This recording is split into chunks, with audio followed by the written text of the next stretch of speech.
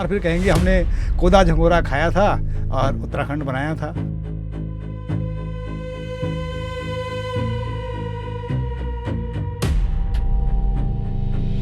राज्य आंदोलनकारी हैं तो आंदोलनकारियों को तो खुद से सवाल पूछना चाहिए ना।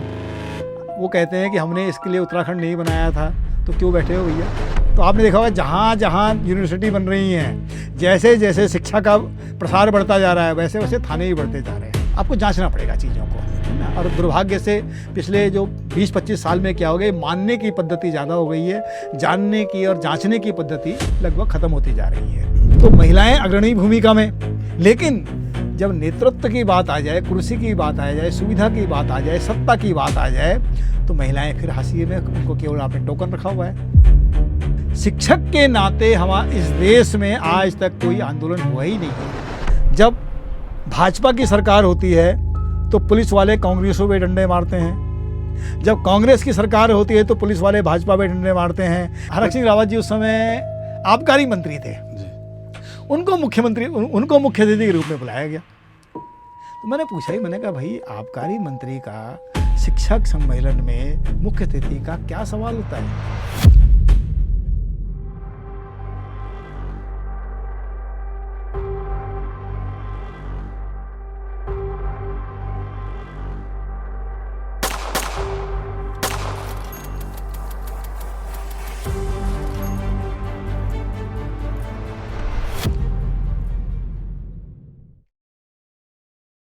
नमस्कार, पहाड़नामा के इस विशेष एपिसोड में आपका एक बार फिर से स्वागत है।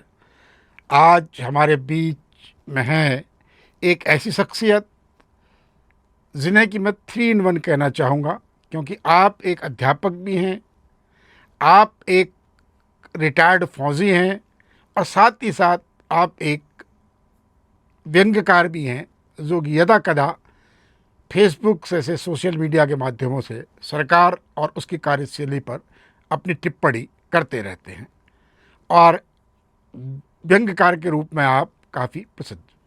तो आइए हम स्वागत करते हैं अपने इस एपिसोड में श्री मुकेश प्रसाद बहुगुणा जी का।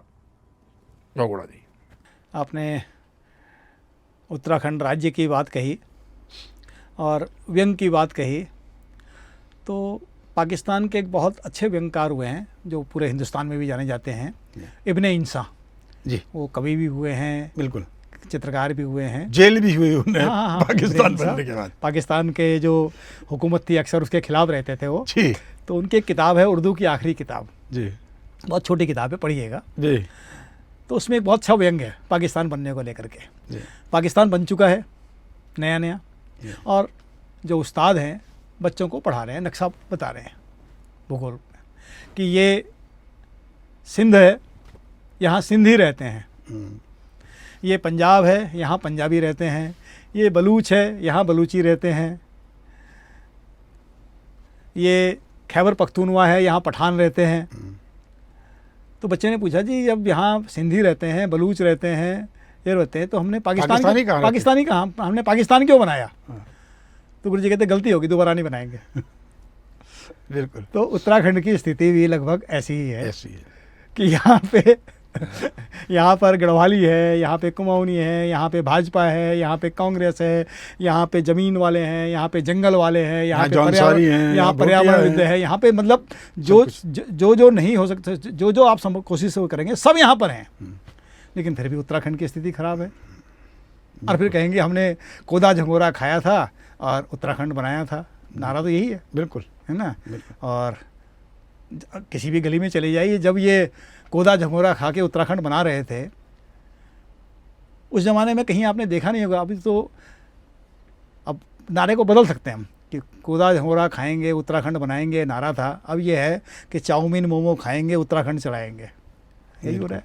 बिल्कुल, वस्तुस्थिति यही है ना जी। अब आपने कहा, मैंने कहा व्यंग की भाषा, नहीं व्यंग की भाषा, आपको बुलाया मैंने आज इसीलिए। स्थिति यही है ना, कि जिन लोगों ने जो दावा करते हैं वो कहीं भी हो, अभी कोई सत्ता पक्ष में है, कोई विपक्ष में है, कोई कहीं है, कोई अलग अलग उसमें है, जो दावा करता है कि हमने राज्य। बहुगुणा जी, मैं आपका ध्यान इंगित कराना चाहूँगा कि उत्तराखंड राज्य बनने के इन 25 वर्षों में हमारी सरकार लगातार बात कर रही है उत्तराखंड के ऑर्गेनिक और पहाड़ी उत्पादों की, जबकि वस्तुस्थिति यह है कि पहाड़ में होने वाला कुल कृषि उत्पादन पहले का आधा हो चुका है इन 25 वर्षों में।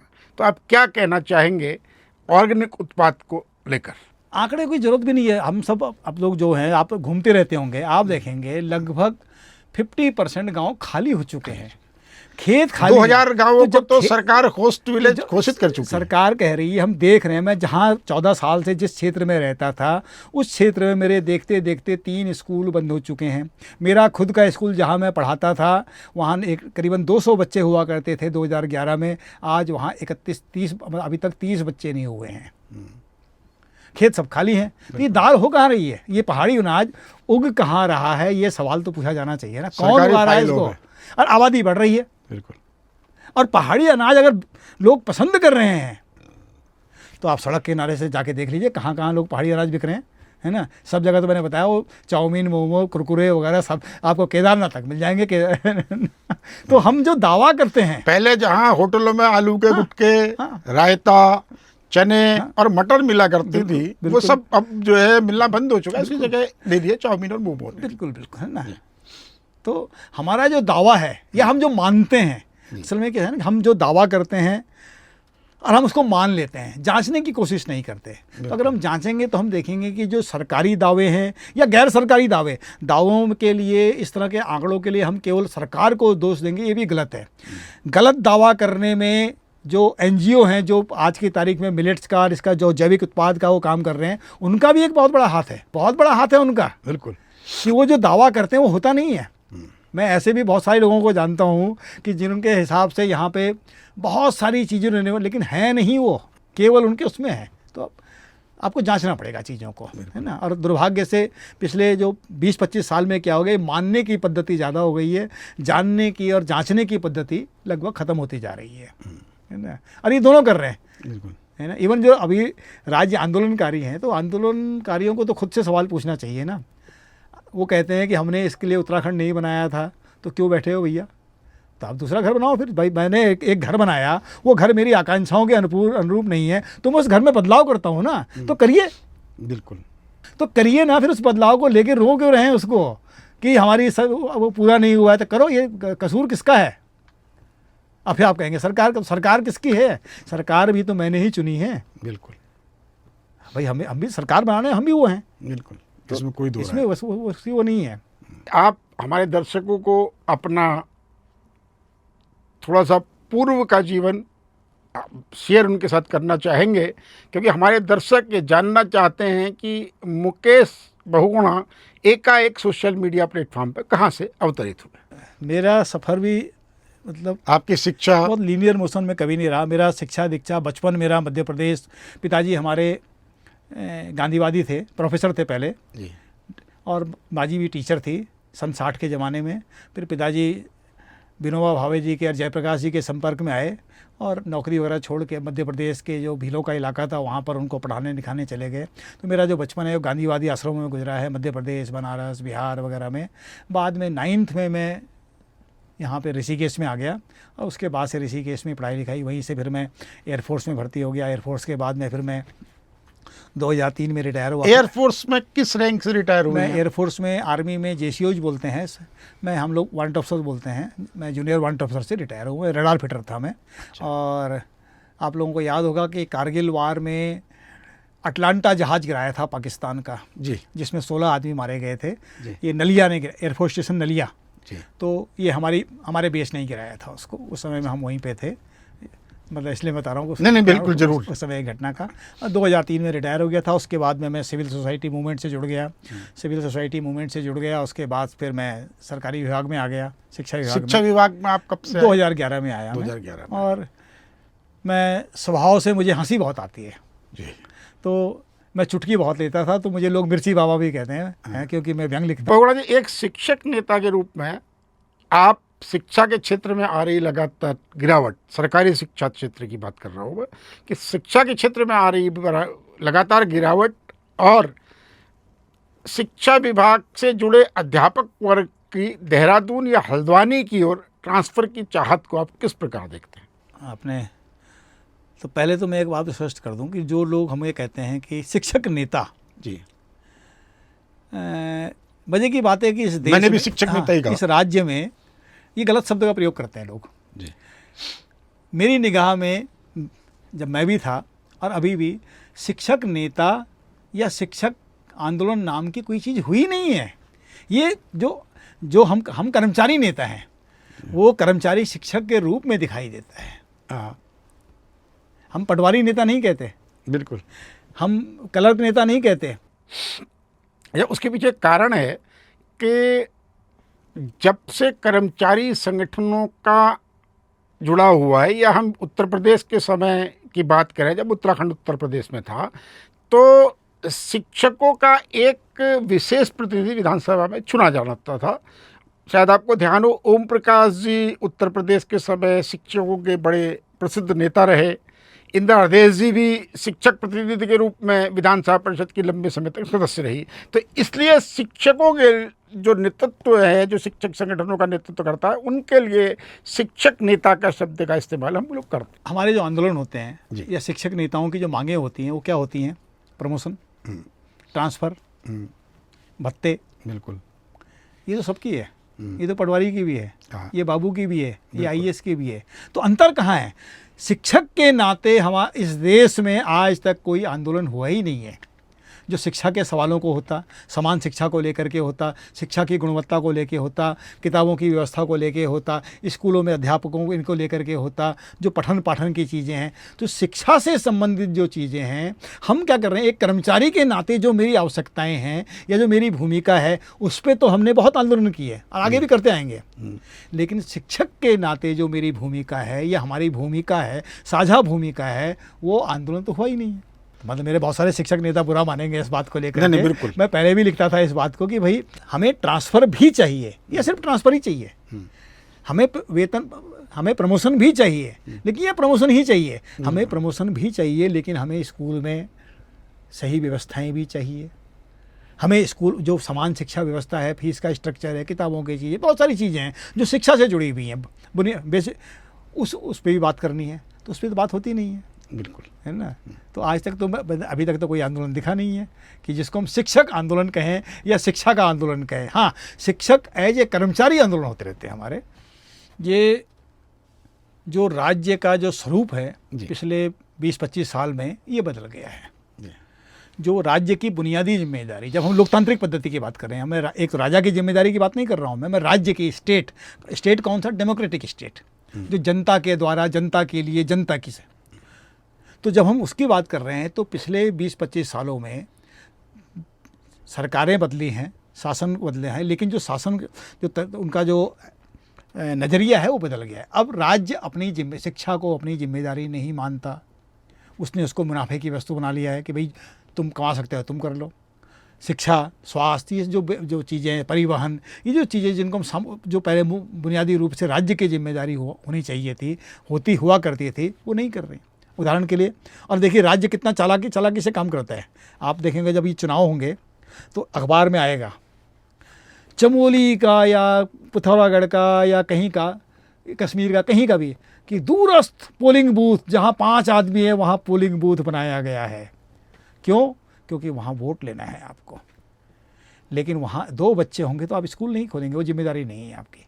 चूँकि वोट लेना है तो वहाँ पे आप अपनी सरकार पहुँचा देंगे, लेकिन उनको शिक्षा देनी है, उनको स्वास्थ्य देना है, तब सरकार अपनी जिम्मेदारी से मुकर जाएगी। वहाँ पे वो प्राइवेट को देगी, और प्राइवेट वहाँ जाएगा नहीं, क्योंकि 5 बच्चों के लिए तो कोई प्राइवेट जाता नहीं है वहाँ पे। तो ये सरकार का जो नज़रिया बदला है, और सिर्फ सरकार का नज़रिया बदलना है, हम भी वो उसमें, क्योंकि हमने कभी इस तरह से बहस नहीं की। जो आम जनमानस है, पत्रकार हो गए, वकील हो गए, मतलब जो भी जनता के जो बुद्धिजीवी लोग हैं, वो इस चीज़ों, बहस में इन चीज़ों को लाते नहीं हैं कि ये तो जिम्मेदारी सरकार की है ना। कि जब आप वोट ले रहे हैं, जब एक आदमी, जब सबके वोट की कीमत बराबर है, तो मेरा स्कूल का जो बच्चा, जहाँ 5 बच्चे हैं, उसके पिताजी का भी तो वोट है, तो उसकी जिम्मेदारी कौन लेगा? बिल्कुल। पहले हुआ करता था, आपने देखा, पहले दूर दराज तक लोग पढ़ाया करते थे। अच्छा, ऊपर से इन्होंने मानक बहुत सारी चीज़ें बदल गई, दुनिया भर के जो प्रतिबंध लगा दिए हैं, वो भी एक वो है कि, है ना, ये कहते हैं कि लाइसेंसी राज खत्म किया, लेकिन दुनिया भर के अनावश्यक प्रतिबंध भी लगा दिए गए। पहले गाँव में लोग पढ़ा दिया करते थे, अब उसकी पढ़ाई को मान्यता नहीं देंगे ये लोग, ये भी एक वो है जो सामाजिक वो न सिर्फ सरकारी का वो नहीं बदला है, जो समाज का जो अपना नज़रिया है वो भी बदल गया है ना। ये तो आप क्या कहना चाहेंगे वर्तमान की जो शिक्षा व्यवस्था है उसके बारे में? मैं एक बार फिर शिक्षा नेता का वर्ड यूज कर रहा हूँ, क्योंकि तमाम जो शिक्षकों के संगठनों से जुड़े हुए नेतृत्व के लोग हैं वो सुविधाजनक जगहों में बैठे हुए हैं, और प्रत्येक शिक्षक जो पहाड़ में काम कर रहा है उसका एक प्रयास है कि वो किसी भी प्रकार से, किसी भी जोड़ जुगाड़ से मैदानी इलाके में उत्तराखंड के पहुंच जाए। तो इससे शिक्षा व्यवस्था हमारी किस हद तक प्रभावित होती है? जब हमने पर्वतीय क्षेत्र राज्य अलग बनाया है तो निश्चित रूप से कुछ चीज़ें सुगम भी होंगी, कुछ दुर्गम भी होंगे। बिल्कुल। तो सबके हिस्से में बारी बारी से रोटेशन पे आ जाए ना। 3 से भाई एक आदमी पिछले 20 साल से लगातार पटेल नगर में या हल्द्वानी के उसमें या हरिद्वार के बाज़ार में है, और एक आदमी पिछले 20 साल से दुर्गम में पड़ा हुआ, तो ये अन्याय है ना, जबकि दोनों की सेवा शर्तें एक जैसी हैं। तो आप इनको इसके लिए ये लोग क्या लाए थे, तबादला कानून की बात हुई थी, मैं उस पर भूख हड़ताल पे भी बैठा था, मैंने पूरे राज्य में भी आंदोलन उसके लिए गया, मैं 10,000 से ज़्यादा लोगों के उसमें हस्ताक्षर भी जुटा के मुख्यमंत्री को दिए, लेकिन उसको इन्होंने जो तबादला कानून था उसको भी इन्होंने हांसी पे डाल दिया। हर साल केवल गिने चुने वो कर रहे हैं। आप 5 या 6 साल में आदमी को बदल दीजिए। पिछले 15 मतलब जब भौतिकी हमारी चीज़ें जिसको कहते हैं भौतिक सुविधाएं जब से बढ़ी हैं, हमारे अंदर एक ख़ास तौर से मैं पहाड़ के उसमें संदर्भ में कहूँगा कि हमारे अंदर एक अजीब सी हीन भावना आ गई है। आप किसी भी नेता से बात करके देख लीजिए, दुर्गम, मैं चमोली के या पिथौरागढ़ के फलाना पिछड़े क्षेत्र से आता हूँ। अगर आप अपने पिछड़े क्षेत्र को पिछड़ा खुद ही मान रहे हो, अब पिछड़ा क्यों मान रहे हैं आप? वहाँ अपराध नहीं होते हैं, वहाँ पर आज भी लोग आपस में उठ बैठ रहते हैं, दरवाज़ों पे ताले लगते है ना। तो जो ज़्यादा सभ्य हैं, क्योंकि वहाँ पे भौतिक सुविधाएं देहरादून के मुकाबले में कम हैं, तो हम अपने आप को पिछड़ा मानने लगे हैं। तो ये जो हीन भावना अपने अंदर आ गई है, उसका परिणाम है ना। इसको हमें दूसरे तरीके से बात वो करना पड़ेगा लोगों को, है ना। लोगों को अपनी जड़ों को समझना पड़ेगा, अपने परंपराओं को समझना होगा। जब तक हम उनको नहीं समझेंगे, हमें सब चीज़ केवल देहरादून से, या मैं देहरादून का मतलब मैं सुविधाओं का देख रहा हूँ, है ना। तो केवल हम हर चीज़ को सुविधा से जोड़ के देखेंगे और फिर हम बात करेंगे जी हमारी विरासत है, हमारी परंपरा है, तो फिर देहरादून की, या तो फिर देहरादून की बात कर लो या अपने गांव की विरासत की बात कर लो। आप देहरादून में भी रहेंगे और गांव की विरासत की बात भी करेंगे, दोनों चीज़ एक साथ नहीं चलेंगी। अगर आपको गांव का पहाड़ को बचाना है या हिमालय की बात करते हैं, तो फिर मैं बेमानी बात कर रहा हूँ। तो वो भी मेरे हिस्से का ही है। ठीक है, मैं देहरादून में भी आ जाऊँ, और जब ज़रूरत पड़ेगी तो मैं चमोली भी चल जाऊँ या पिथौरागढ़ भी चले जाऊँ। ये एक मज़ेदार बात मैं आपको बताता हूँ जी, कि कुछ लोग जिसको कहते हैं ना कि बहुत दूरदर्शी होते हैं। हमारी शिक्षा व्यवस्था को हम कहते हैं कि लॉर्ड मकाले की देन है। बिल्कुल। मईदी की बात बताता हूँ मैं आपको। मकाले साहब बहुत समझदार आदमी थे। उन्होंने केवल भारत की शिक्षा नीति नहीं बनाई, जो इंडियन क्रिमिनल जो CRPC है, जो भारतीय दंड संहिता है, वो भी मकाले ने बनाई है। तो मकाले जानता था कि जिस शिक्षा पद्धति को वो लागू करने जा रहा है उसमें आगे चल के पुलिस की बहुत बढ़िया जरूरत पड़ने वाली है। बिल्कुल, उसको पता था, इसलिए उसने दोनों चीज़ बना दी। तो आपने देखा होगा जहाँ जहाँ यूनिवर्सिटी बन रही हैं, जैसे जैसे शिक्षा का प्रसार बढ़ता जा रहा है, वैसे वैसे थाने भी बढ़ते जा रहे हैं। बिल्कुल, है कि नहीं? जहाँ यूनिवर्सिटी है, जहाँ जहाँ बढ़ते जा रहे हैं। तो लेकिन इसके लिए हमको, अब ये तो एक उसकी बात बता रहा हूँ मैं, ऐतिहासिक बात थी। ये जो अप्रोच है हमारा, जो औपनिवेशिक अप्रोच है पुलिस को लेकर के, वो आज भी लगभग यथावत ही है। पुलिस आज भी आम जनता की प्रतिनिधि नहीं है, पहले भी नहीं हुआ करती थी। मैं यूरोप में आप जाएंगे, यूरोप में लोग पुलिस से डरते नहीं हैं। यूरोप में, अमेरिका में पुलिस से डरते नहीं हैं। यहाँ पे एक औसत हिंदुस्तानी या औसत बांग्लादेशी या औसत पाकिस्तानी या औसत अफ्रीका का जो भी गुलाम देश रहे हैं, वो पुलिस से डरता है, क्योंकि पुलिस क्या थी? एक प्रकार से सरकार का टूल थी। आज भी है, वो आज भी है। हमने वो बदलाव नहीं कर पाए। इतने आज़ादी के बाद वे भी सरकारें आई, चीज़ें हुई, हालांकि इम्प्रूवमेंट बहुत हुआ है, ऐसा नहीं, लेकिन जो मोटा मोटे आज भी पुलिस का नज़रिया है वो वही का वही है। लोगों से डील करने का, लोगों को हैंडल करने का, तो उनको चाहिए वही। भाई एक औसत पुलिस वाला, ये बताइए कि उनकी ट्रेनिंग क्या है। एक औसत पुलिस वाला मोहल्ले में या जिस थाने में, वहाँ किन के साथ बैठता है वो शाम को? वो डॉक्टरों के साथ नहीं बैठता, वो वकीलों के साथ नहीं बैठता, वो बुद्धिजीवियों के साथ नहीं बैठता, वो मुखबिरों के साथ बैठता है। और मुखबिर कौन होते हैं? अपराधी होते हैं। तो तो उनको वही चलेंगे। तो जितने ज़्यादा मुखबिर होंगे उतना उसकी नौकरी बढ़िया जाएगी, उतना उसका प्रमोशन ज़्यादा होगा।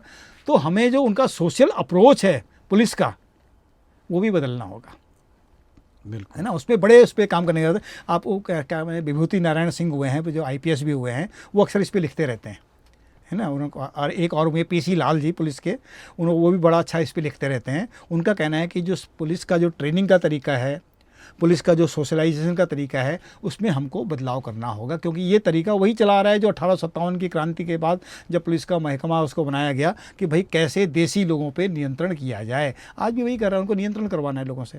तो पुलिस वही करती, पुलिस अपना काम करती है। देखिए, जब भाजपा की सरकार होती है तो पुलिस वाले कांग्रेसों पे डंडे मारते हैं, जब कांग्रेस की सरकार होती है तो पुलिस वाले भाजपा पे डंडे मारते हैं, कल को किसी और पार्टी की। तो पुलिस को क्या सिखाया गया है? डंडा मारो। आपने उसको डंडा मारने की ट्रेनिंग दी है, उसको डायलॉग की ट्रेनिंग नहीं दी आपने ना, कि भाई डायलॉग करके भी चीज़ों को सुलझा सकते हैं, संवाद की ट्रेनिंग नहीं दी। तो अपना काम कर रहे हैं। तो सरकार किसी की भी रहे, वो डंडा मार रही है अपना, और आगे भी मारेगी। पैठानी में उस साइड क्षेत्र में, राठ क्षेत्र में थाना खुला, और उसमें सभी अखबारों में लिखा कि शिक्षा मंत्री जी के क्षेत्र में थाना खुल गया और वो उद्घाटन करने जा रहे हैं। तो मैंने कहा ये तो बड़े शर्म की बात है कि मतलब ये तो एक स्कूल में अगर दो पुलिस वालों को आने की ज़रूरत पड़ जाए तो ये प्रधानाचार्य के लिए, SMC के लिए, मैनेजमेंट के लिए और शिक्षकों के लिए शर्म की बात है कि मेरे स्कूल में पुलिस आ गई है, क्योंकि वहाँ पे अपराध हो रहा है।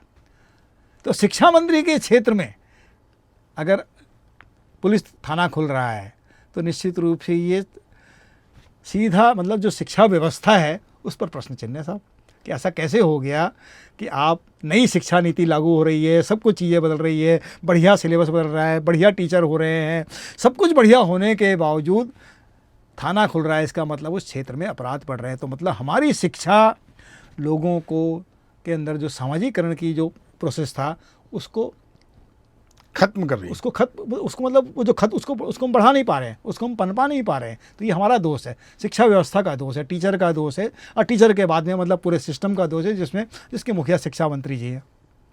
और उन्हें अपने क्षेत्र में थाना खोलने की क्षेत्र में थाना खोल रहे हैं ना। बिल्कुल भाई यूनिवर्सिटी खोलते हैं तो बात समझ में आती, या थाना ही खोलना है तो होम मिनिस्टर से करवा लेते हैं भाई जाकर के, है ना। वो काम तो उसका है ना कि होम मिनिस्टर साहब कर ले। अरे ये उसकी बात नहीं है, ये हमारे गुरुजी लोगों की समस्या है। मैं बताऊँगा, रुद्रप्रयाग का शिक्षक संघ का अधिवेशन था 7-8 साल पहले, और मैं नाम भी ले लेता हूँ। हरक सिंह रावत जी उस समय आबकारी मंत्री थे जी। उनको मुख्य अतिथि के रूप में बुलाया गया। तो मैंने पूछा ही, मैंने कहा भाई आबकारी मंत्री का शिक्षक सम्मेलन में मुख्य अतिथि का क्या सवाल होता है? बिल्कुल भाई वो मंत्री क्या है? आबकारी मंत्री है। शिक्षा मंत्री को बुला रहे तब भी ठीक है भाई, आप शिक्षा मंत्री को बुला लेते हैं, है ना। किसी BC को बुला लो, किसी शिक्षाविद को बुला लो, इनको बुलाना है तो शिक्षा मंत्री को बुलाओ। आबकारी मंत्री जी हमारे मुख्य अतिथि बने हुए हैं, तो ये तो बड़े मतलब उसकी बात है ना। और हम गुरुजी का हम हाथ जोड़ के खड़े वहाँ पे उनको सॉल पहना रहे हैं। मैं व्यक्तिगत रूप से नहीं, मंत्री के नाते, व्यक्ति के नाते उनका सम्मान है, लेकिन आबकारी मंत्री का शिक्षा विभाग में कोई जगह नहीं है। ये मैं बहुत साफ कहना चाहूँगा बिल्कुल कि उनकी जगह यहाँ नहीं है। वो जहाँ होनी चाहिए वहाँ जाएँ, कोई दिक्कत नहीं है हमें। यहाँ आए, हरक सिंह रावत के नाते आए, विधायक के नाते आए, लेकिन आबकारी मंत्री के नाते हमारे यहाँ ना आए। वो स्कूल में जरूरत नहीं है उनकी। जनप्रतिनिधि के नाते आप आ सकते हैं, जनप्रतिनिधि के नाते आए आप, आबकारी मंत्री के नाते या होम मिनिस्टर के नाते या उसके नाते, जैसे DM आता है तो उसके नाते आए ना, वहाँ पे प्रशासक के नाते आए वो, है ना। स्कूल है भाई, शिक्षा है। आपको उसका भाई सरस्वती का मंदिर है, सरस्वती के मंदिर में आपको उसके रूल चलेंगे, आपके नहीं चलेंगे। वहाँ पे लक्ष्मी का रूल नहीं चलेगा, वहाँ पे दुर्गा का रूल भी नहीं चलेगा, है ना। देवियाँ हमारी बहुत सारी हैं, देवी देवता, लेकिन जिसका घर है भाई रूल उसका चलेगा। तो सरस्वती का मंदिर है तो सरस्वती के अनुसार रहिए आप। वहाँ हाथ में वीणा लेके आइए, किताब लेकर के आइए, गन्नर लेके मत आइए आप वहाँ पे, गनर लेके आप कहीं और चल जाइए। इसी में एक चीज़ और जोड़ता हूँ, एक इससे आगे की, एक कदम आगे की घटना अभी हमारे डीएवी महाविद्यालय में हुई। हाँ, आपकी जानकारी में रही देख होगी, लीजिए मैंने। माननीय मुख्यमंत्री जी उसमें मौजूद थे। एक हमारे ही पेशे से निकले हुए विधायक हाँ, वहाँ मौजूद थे और वहाँ बड़ी ताबड़तोड़ गालियों की बरसात हाँ। एक सांस्कृतिक कार्यक्रम के नाम पर हुई।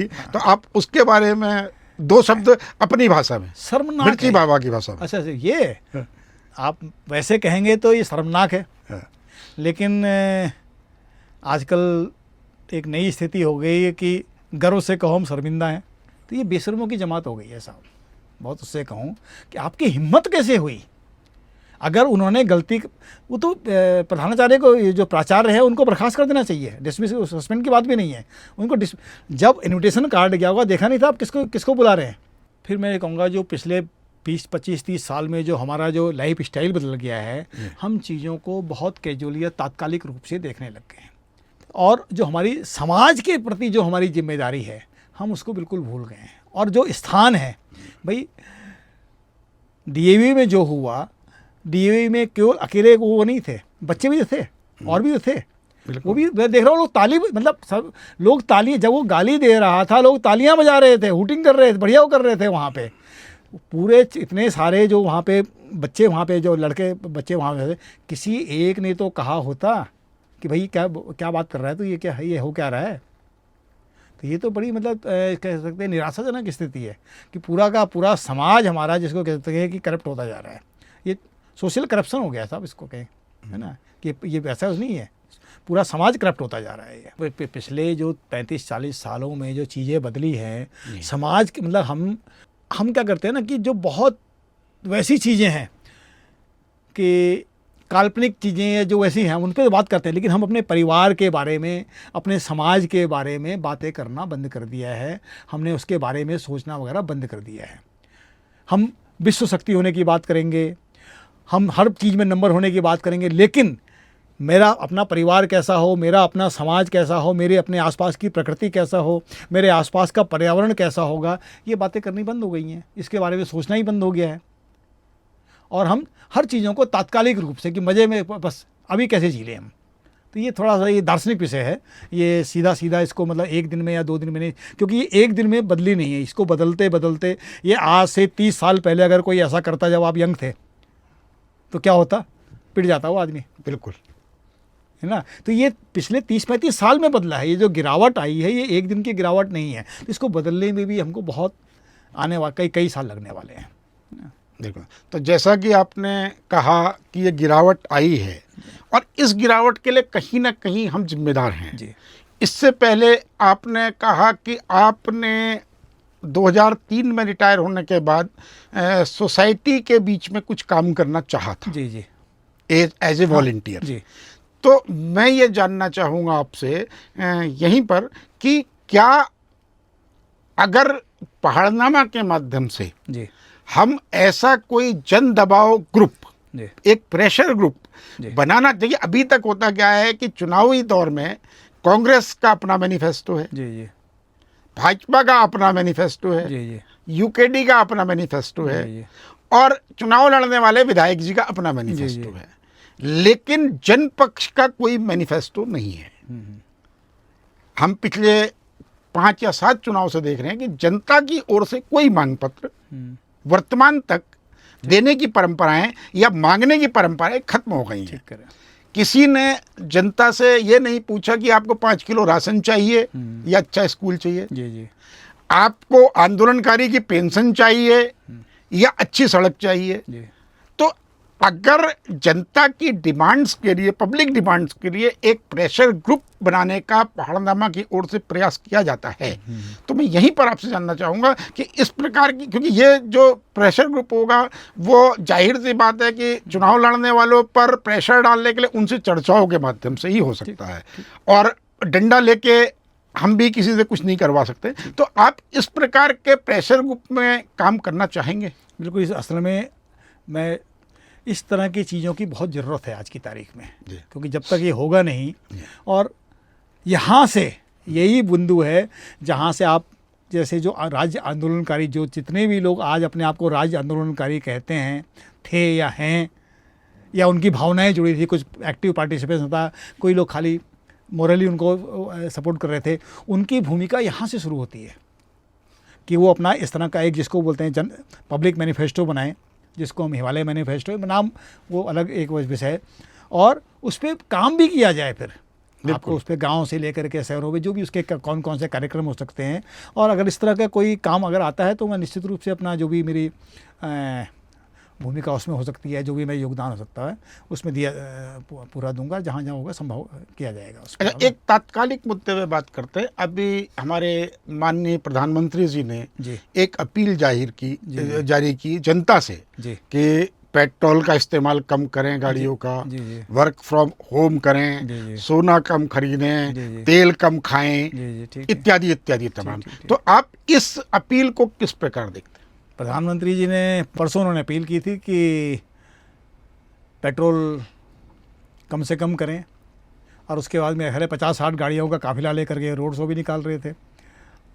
तो प्रधानमंत्री जी हमारे कुछ भी कह सकते हैं कभी भी, है ना। और ना भाई, अगर आप खुद 50 गाड़ियों का काफिला, जो आज की तारीख में सरकारी खर्चा हो रहा है, 50 गाड़ी की जगह 5 गाड़ी लेके चल लीजिए साहब, क्या दिक्कत है? तो हम अपना खर्च काफिला कम करने के लिए तैयार नहीं है, और मैं दूसरे को सलाह दे रहा हूँ, तो ये ऐसे काम, ये 21 राज्यों में लगभग इस वक्त भाजपा के नेतृत्व की सरकार है, तो अपना काफिला कम कर लें। अगर 21 राज्यों के मुख्यमंत्री अपना काफिला कम कर लें, मंत्री और नौकरशाह, आज उत्तराखंड जैसे कर्ज में डूबे हुए राज्य पर अगर हम बात करते हैं तो एक सचिव के पास 7 से लेकर 10 तक विभाग हैं, और उसके घर में 10 गाड़ियां हैं। वो 7 से लेकर 10 तक जो गाड़ियां हैं, कोई सब्जी लेने के काम में है, कोई स्कूल बच्चे छोड़ने के काम में है। तो इस बारे में आप थोड़ा सा, बिल्कुल उनको है ना भाई, एक 5 क्या ये लोग जिस प्रकार से, मैं सिर्फ आपसे जानना चाह रहा हूँ कि क्या जिस प्रकार से ये लोग प्रधानमंत्री के मन की बात सुनने के लिए एक जगह पे झुकते हैं, क्या ठीक उसी तर्ज पर प्रधानमंत्री के इस अपील को आदेश के रूप में मानने के क्या ये लोग तत्पर हो पाएंगे? मुश्किल है, मुश्किल है। देखिए, तो क्या इसे भाजपा के अंदर प्रधानमंत्री की अवमानना न मानी जाए? हिंदी में हमारे एक वो है, यथा राजा तथा प्रजा। भाई शास्त्री जी ने कहा था कि सन 62 के 64-65 की लड़ाई में कि भाई एक टाइम खाना कम खाएं या हफ्ते, तो उन्होंने खुद भी नहीं खाया ना। बिल्कुल। जब शीर्ष में बैठा हुआ व्यक्ति जिस आचरण को करता है, तो नीचे वाला स्वतः ही उसका अनुपालन करने लग जाता है। तो प्रधानमंत्री जी शुरू कर देंगे तो मुख्यमंत्री भी शुरू कर देंगे, मुख्यमंत्री शुरू करेगा तो चीफ सेक्रेटरी शुरू करेगा, फिर हम सब शुरू करेंगे। फिर शुरुआत तो लेकिन वहाँ से करनी पड़ेगी ना, क्योंकि आदमी हमेशा, भाई फौज हमेशा अपने सेनापति को फॉलो करती है। अब सेनापति भाग जाएगा, सेनापति खुद नहीं लड़ रहा हो और दूसरों को लड़ने के लिए कह रहा हो, तो उसको फौज लड़ नहीं सकती ज़्यादा दिन। तो शुरुआत तो वहीं से होगी इस मामले में ना। एक बड़ा इस वक्त चर्चा का विषय और है महिला सशक्तिकरण। हाँ हाँ। तो महिला सशक्तिकरण को लेकर भी आपसे बात करते हैं। आप हंस रहे हैं इस पर कि आप किस प्रकार से देखते हैं महिला सशक्तिकरण के विषय को? नहीं, पहले तो ये महिला सशक्तिकरण का अर्थ क्या समझते हैं कि मंच पे महिलाओं को सम्मानित कर दें, उनको टोकन उसमें रख लें। सवाल इस बात का नहीं है कि महिलाओं को नेतृत्व देना है, सवाल इस बात का है कि जब महिला को नेतृत्व मिलेगा तो क्या मैं नेतृत्व छोड़ने के लिए तैयार हूँ? मैं लीडरशिप छोड़ने के लिए तैयार नहीं हूँ, केवल उनको टोकन वो दे रहा हूँ, तो महिला सशक्तिकरण नहीं है। फिर वो केवल ठीक है अलंकार के रूप में उनको प्रयोग किया जा रहा है। तो सत्ता पक्ष हो या विपक्ष हो, ये जो महिला सशक्तिकरण है ज़्यादातर हाथी के दांत दिखाने के हैं, खाने के दांत इनके नहीं हो। कि जो मुख्य निर्णय की जहाँ निर्णय लेने की भूमिका, जिसको हम कहते हैं नेतृत्व की भूमिका है, नेतृत्व माने निर्णय लेना, तो निर्णय लेने की भूमिका तो अपने लिए सुरक्षित रखी हुई है, वो छोड़ने के लिए तैयार नहीं है। कितने लोग ये छोड़ने के लिए तैयार हैं? भाई अभी इन्होंने कहा कि अभी कौन रोक रहा है, क्या कहते हैं 33% महिलाओं को कर लीजिए, उसमें बना टिकट आवंटन में। नहीं, टिकट आवंटन नहीं, आप उनको मंत्री बना दीजिए, क्या दिक्कत है? आपने दायित्वधारी बना रखे 300 में 100 को बना दीजिए महिलाओं को, क्या दिक्कत है? बाकी लेकिन वो जिनको आप हटाएंगे वो भी बाकी हो जाएगा तुरंत। आप उनको जगह स्पेस देना पड़ेगा ना उनको, और वो स्पेस आपको, स्पेस तो मैंने ऑक्युपाई कर रखा है पुरुष के नाते, तो मुझे चेयर खाली करनी पड़ेगी, छोड़नी पड़ेगी उनके लिए। तो चेयर में छोड़ने इस मुद्दे को राजनीतिक रूप से ना समझ के इस प्रकार से समझते हैं हाँ। कि उत्तराखंड के परिप्रेक्ष्य में हाँ। महिला सशक्तिकरण की अगर हम बात करें तो तीरू रैतोली से लेके गौरा देवी से लेके उत्तराखंड राज्य आंदोलन में शहीद हुई तमाम महिलाएं, मुजफ्फरनगर कांड की गवाह रही महिलाएं, इन्होंने पुरुषों से कई कदम आगे बढ़कर इस प्रदेश में एक स्पष्ट उदाहरण प्रस्तुत किया है महिला सशक्तिकरण। कई बार, एक बार नहीं कई बार किया है। ठीक। और इस तथ्य को नकारा नहीं जा सकता कि राज्य बनने के बाद जो मुजफ्फरनगर कांड की गवाह महिलाएं हैं, हमने उन लोगों का इंटरव्यू लिया है, तो उन सीबीआई गवाह को सीबीआई के मुकदमे की पैरवी करने के लिए बस से जाना पड़ रहा है। उनकी सुरक्षा की, उनकी आने जाने की कोई जिम्मेदारी कोई सरकार लेके राजी नहीं है। इसके ठीक दूसरे पहलू पर हमारे प्रदेश में अंकिता हत्याकांड के चर्चे जग जाहिर हैं। बिल्कुल। उससे भी एक कदम आगे बढ़ते हुए, मैं राजनीतिक परिप्रेक्ष्य में बात नहीं कर रहा हूँ, चंपावत में जो कुछ भी हुआ अभी कि पहले एक फोटो जारी की गई, वो भी सरकारी पक्षी पुलिस पक्ष से आई, जिसमें कि एक बालिका के पैर बंधे हुए थे। उसके बाद तमाम महिला आयोग और मानवाधिकार आयोग के नियमों का उल्लंघन करते हुए उस बालिका की वीडियो जारी की गई। उसके बाद फिर कांग्रेस ने भाजपा के खिलाफ और भाजपा ने कांग्रेस के खिलाफ प्रदर्शन करके बयान जारी करके उस मुद्दे को ठंडे बस्ते में डाल दिया।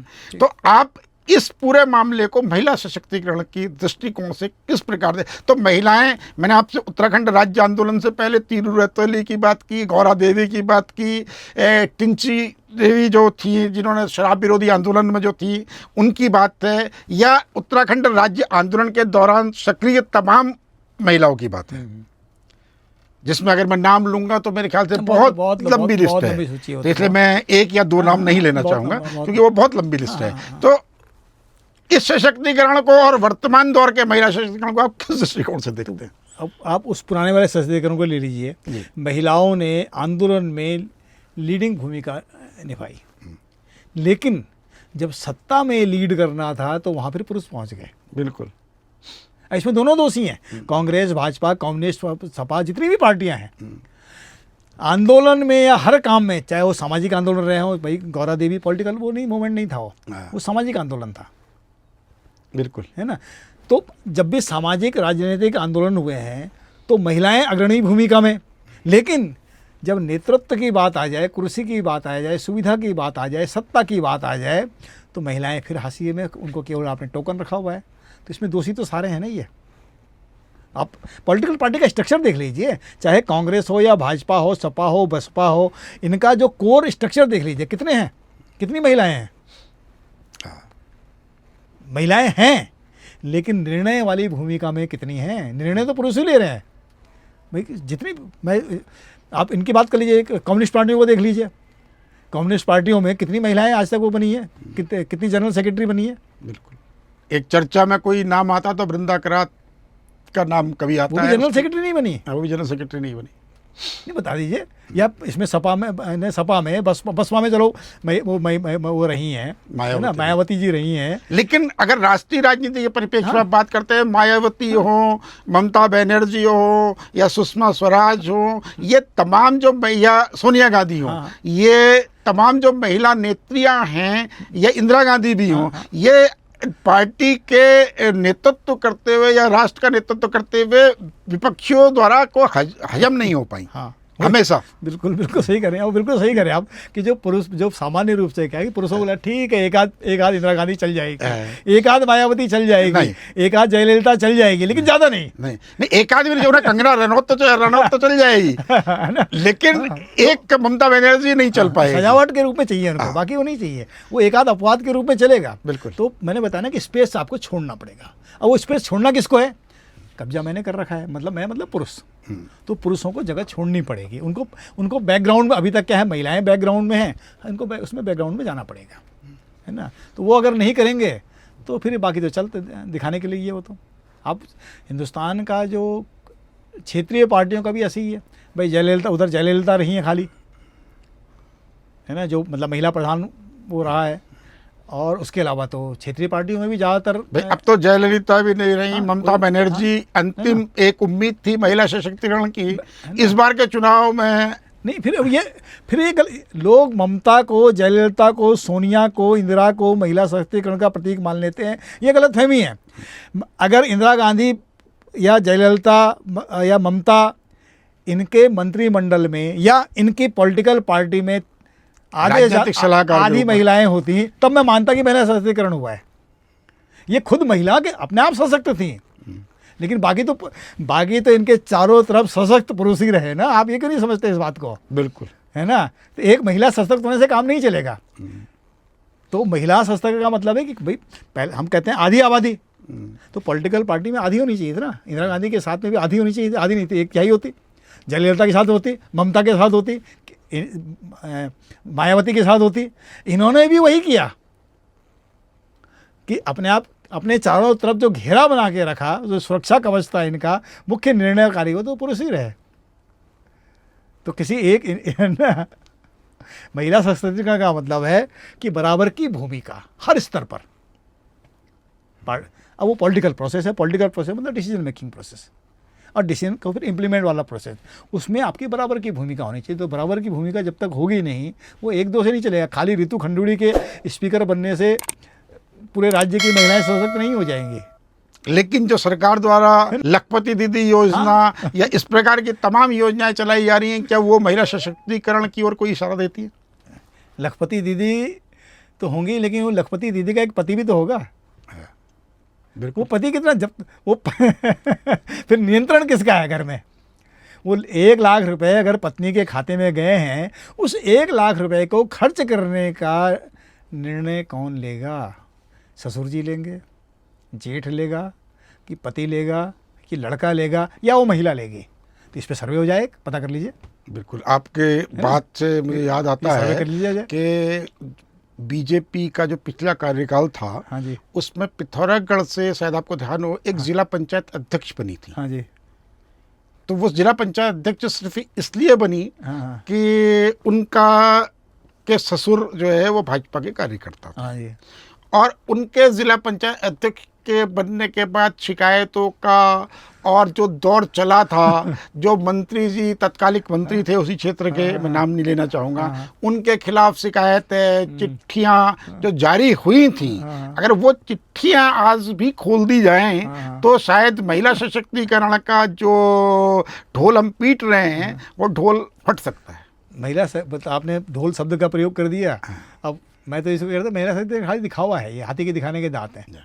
अब ये खाने के दांत नहीं बने हैं। जिस दिन खाने के दांत बनेंगे तब सोचेंगे, है ना। अब अगले स्तर पे बात करते हैं जी, उत्तराखंड की राजधानी की। जी, उत्तराखंड की राजधानी गैरसैंण बनाए जाने को जी, लेकर तमाम बयान जारी होते हैं। जी, हरीश रावत जी कहते हैं कि भाई मुझे मौका मिलता तो मैं बना ही चुका था। हाँ जी, बीजेपी कहती है जी देखो हमने सत्र शुरू कर दिया, बस हम बनाने वाले हैं। अच्छा जी, यूकेडी कहती है जी हमने तो उस समय ही घोषणा कर दी थी कि राजधानी होनी चाहिए। जी, जी, और कहीं ना कहीं अगर हम कौशिक समिति की रिपोर्ट की बात करें जी, जी, तो उसमें गैरसैंण राजधानी की घोषणा का प्रारूप रखा गया है। उसके बाद एक और दीक्षित आयोग बनाया गया। जी, तो जी, दीक्षित आयोग ने भी लगभग 65% जनता की जनभावनाएं गैरसैंण राजधानी के जी, रूप में देखी। जी, जी, वर्तमान में देहरादून जो राजधानी है, कि देहरादून राजधानी में जो लोग 2000 के बाद आए हैं, मैं उनकी बात नहीं कर रहा, लेकिन जो 2000 से पहले इस जिले के निवासी हैं, जी, अगर उनसे एक व्यक्तिगत सर्वे किया जाए जी, जी, तो वो तमाम लोग राजधानी के पक्ष में को देहरादून रखे जाने के पक्ष में नहीं है। जी, जी। तो आप राजधानी के मुद्दे को किस प्रकार देखते हैं? देखिए, मैं थोड़ा सा इसमें जो लोगों की जो जन भावनाओं वाला है, मैं थोड़ा सा अलग विचार इसमें रखता हूँ। जी, मैं गारंटी से कह सकता हूँ कि ये जो राजधानी का मुद्दा है ये आर्टिफिशियल मुद्दा है, क्योंकि जनता का मुद्दा तो जनता सड़क पे आती, जनता दुनिया भर के मुद्दे पे सड़क पे आती है। आज तक कितनी बार जनता यहाँ पे सड़क पे आई है राजधानी के मुद्दे को लेकर, बता दीजिए आप लोग। लेकिन गैरसैंण में प्रदर्शन होते रहे हैं। गैरसैंण में प्रदर्शन वो 30-40 आदमी मिलकर कर लेते हैं। यहाँ पे मैं बहुत सारे मैं हालांकि मतलब पिछले 30-35 साल से मैं देख रहा हूँ, कुछ लोगों का काम केवल आंदोलन, वो हमेशा वहीं रहते हैं, आंदोलन में ही रहते हैं। आप गैरसैंण में आंदोलन करें, आप देहरादून में आंदोलन करें, जनता देखिए, जनता बहुत सारे उसमें मामले पे सड़क पे आ चुकी है, लेकिन मैंने गैरसैंण के मामले पे, आप बताइए सीरियसली आपने कब जनता को सड़क पे देखा? और जो नेता उसको लीड कर रहे होते हैं भीड़ को, वो नेता कहाँ रहता है खुद? ये तो उसकी बात हो गई है कि लोग चाहते क्या हैं। लोग, ईमानदारी की बात यह है कि ज़्यादातर लोग उतना दूर जाना नहीं चाहते। क्यों जाना नहीं चाहते? आप इसको हाईवे कर दीजिए, 4 लेन हाईवे कर दीजिए, हेलीपैड बना दीजिए, एयरपोर्ट बना दीजिए, लोग गैरसैंण में राजधानी चल जाएंगे। गैरसैंण में सुविधाएं तो दीजिए भाई। या दूसरी इसका पहलू ये भी तो होता है कि गैरसैंण राजधानी चली जाए तो वहाँ हेलीपैड बन जाएगा, रोड ठीक हो जाएगी, व्यापार बढ़ जाएगा। ये एक दूसरा पहलू भी तो ये भी एक वो है। तो लेकिन फिर वही है ना कि जो यहाँ पर हैं, क्या ये इसको छोड़ना चाहेंगे? लेकिन सवाल ये है कि अगर एक आम आदमी के नजरिए से बात करें, हाँ। मैं आम आदमी, नेता की बात नहीं कर रहा हूं, कि एक आम आदमी को राजधानी, सचिवालय, विधानसभा या मुख्यमंत्री से कितनी बार काम पड़ता है? मैं 64 साल की मेरी उम्र हो गई है जी, और राज्य बनने के बाद से पिछले 25 साल में मैं देहरादून कई बार आया हूँ जी, लेकिन राजधानी शायद मैं 1-2 बार ही आया हूँगा। समझ रहा हूँ बात आपकी। वो भी शिक्षक नेता के रूप में आया हूँ। आज भी देहरादून आया हूँ मैं, लेकिन मैं राजधानी में नहीं आया हूँ। हाँ। राजधानी मतलब सत्ता का केंद्र, बिल्कुल, पावर कॉरिडोर। तो जिनका पावर कॉरिडोर से काम है, उनके लिए आप गैरसैंण बनाओ, उनके लिए आप बद्रीनाथ बनाओ, उनके लिए आप यहाँ से अंडमान निकोबार बना दो, वो वहीं पहुँच जाएंगे। लेकिन आम जनता को बहुत ज़्यादा इन चीज़ों से नहीं है। आज मैं बहुत से कर रहा हूँ, मेरा जो अपना जो नज़रिया है, जो मैंने लोगों को देखा है, समझा है, उनको सुविधाएं वहीं मिल जाएं भाई। और दूसरा, अब टेक्नोलॉजी इम्प्रूव कर गई है। वो ज़माना चला गया कि जब राजा को सारी चीज़ें बगल में चाहिए थी। अब सारी चीज़ें ऑनलाइन हो सकती हैं, टेली कॉन्फ्रेंसिंग हो सकती है, आप बैंक से घर बैठ के पैसा निकाल सकते हैं, डॉक्यूमेंट घर में बैठ के साइन कर सकते हैं, सारे निर्णय यहाँ से हो सकते हैं। तो आपको राजधानी एक जगह रखने की ज़रूरत ही क्या है? यहाँ देहरादून में भी राजधानी की ज़रूरत नहीं है भाई। आप ठीक है विधानसभा बना लीजिए, उसके बाद जितने भी आपके सचिव वगैरह हैं, इनको किसी को पिथौरागढ़ भेजिए, किसी को कहीं भेजिए, किसी को कहीं भेजिए, सब अपनी जगह रहें, अपने अपने क्षेत्र अलग अलग जगह रहें। अब ये गाँव में रहेंगे, तहसीलों में रहेंगे, तो क्षेत्र का भी विकास हो जाएगा। क्यों? वही जो निर्णय उनको यहाँ, भाई गन्ना सचिव को जो निर्णय देहरादून में लेना है, वो वहाँ से भी तो ले सकता है बैठ करके, क्या दिक्कत है? अब आलू उत्पादन जो विभाग का जो सचिव है, उसको यहाँ पे देहरादून से तो वो निर्णय वहाँ बैठ के ले, क्या दिक्कत है उसको? ऐसे बहुत सारे विभाग हैं, ये निर्णय वहाँ बैठ के भी लिए जा सकते हैं। लेकिन जो कार्यालय विकेंद्रीकृत किए गए थे, हाँ, श्रम निर्देशालय हल्द्वानी बनाया गया था, जड़ी बूटी का कार्यालय अल्मोड़ा बनाया था, बहुत छोटा पौड़ी कमिश्नरी, फिर वो सामाजिक समस्या है, पौड़ी पे बनाई गई थी। ये पॉलिटिकल समस्या नहीं है। लेकिन ये तमाम अधिकारी कहीं ना कहीं राजधानी और मुख्यमंत्री के नाम पे बैठते सब यही हैं। मैं फिर वहीं और एक ताज़ा उदाहरण बड़ा है कि मुख्यमंत्री कार्यालय ने किन्हीं विशेष कारणवश नैनीत गढ़वाल कुमाऊं कमिश्नर का चार्ज देते हुए एक व्यक्ति को मुख्यमंत्री का सचिव बनाना पड़ा है, ताकि उसका देहरादून से जुड़ाव रहे। इसको आप ऐसे समझिए, अधिकारी हो या कर्मचारी हो, सुविधाएं उसको भी चाहिए। बिल्कुल। और सुविधाएं सिर्फ मुझे नहीं चाहिए, मेरी पत्नी को भी चाहिए। आप ये देखिए, ये शिकायत फौजी क्यों नहीं करते हैं? हम लेह में भी रहेंगे तो जो सुविधाएं देहरादून के उसमें कैंट में अवेलेबल हैं, मैस में अवेलेबल है, वही सुविधाएं लेह में भी अवेलेबल है। मेरी पत्नी वहाँ भी जा सकती है क्लब में। अब आईएएस अधिकारी हैं या कर्मचारी है, उसकी पत्नी है, उसके बीवी बच्चे हैं, उसको एटमॉस्फेयर भी तो चाहिए। अगर वो एटमॉस्फेयर उसको नहीं मिलेगा तो वो वहीं जाएंगे जहाँ वो एटमॉस्फेयर है। लेकिन इसका दूसरा पहलू ये भी तो हो सकता है कि अगर राजधानी वहाँ हो तो वो एटमॉस्फेयर वहाँ कभी ना कभी, तो इन्होंने यही तो गलती की, आपने राजधानी वहाँ बनाई, एटमॉस्फेयर देहरादून में छोड़ दिया।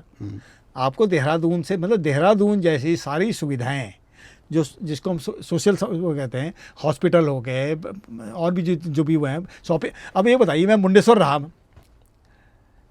मुझे मिलती थी लगभग 1 लाख रुपए महीने गांव, ठीक है जी।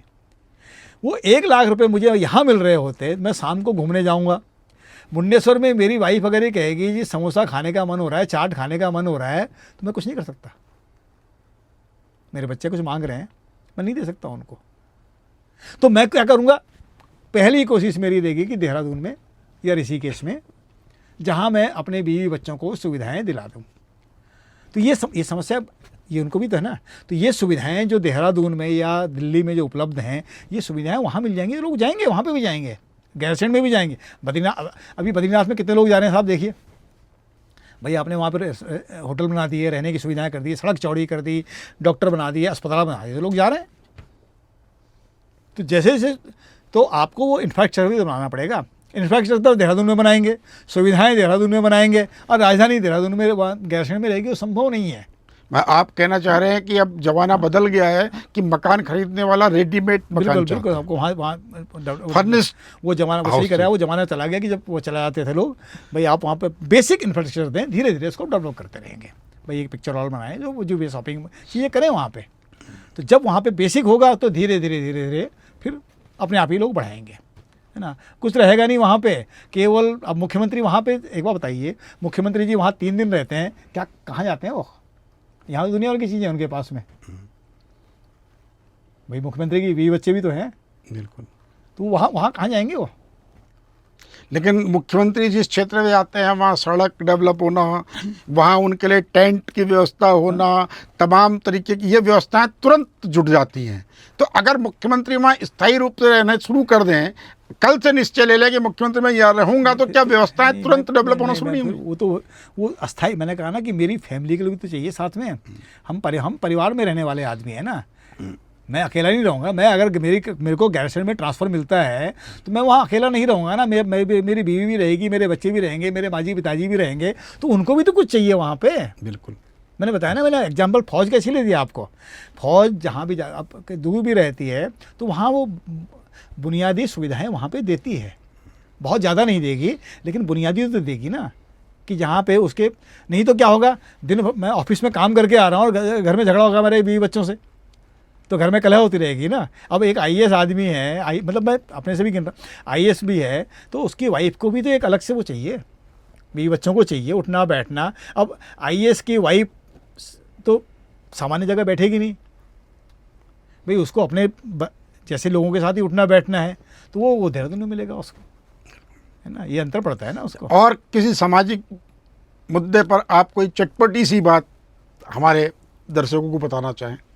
इस पे तो कहा समाज है, कहाँ रह गया था अब, है समाज। तो अब हम अभी स्थिति ये हो गई है कि हम उस स्थिति में जा रहे हैं कि जहाँ व्यक्ति के अधिकार की बात हो रही है, और व्यक्ति के अधिकार बहुत मजबूत हो गए हैं आज की तारीख में। जैसे भाई ह्यूमन राइट है हमारे, भाई मानवाधिकार की बात करते हैं, हम महिला अधिकार की बात करते हैं, हम बाल अधिकार की बात करते हैं, हम कर्मचारी अधिकार की बात करते हैं। तो व्यक्ति के नाते मेरे बहुत सारे अधिकार हैं। राज्य के पास में भी असीमित अधिकार है, स्टेट के अधिकार है अपने, लेकिन व्यक्ति से लेके राज्य के बीच में बहुत सारी कड़ियाँ होती हैं, जिसको हम परिवार और समाज कहते हैं। उनके अधिकार खत्म होते जा रहे हैं, उनका अस्तित्व खत्म होता जा रहा है साहब। बिल्कुल, है ना। सहमत तो हूं आपसे। हम आने वाले समय में एक प्रकार से कह सकते हैं कि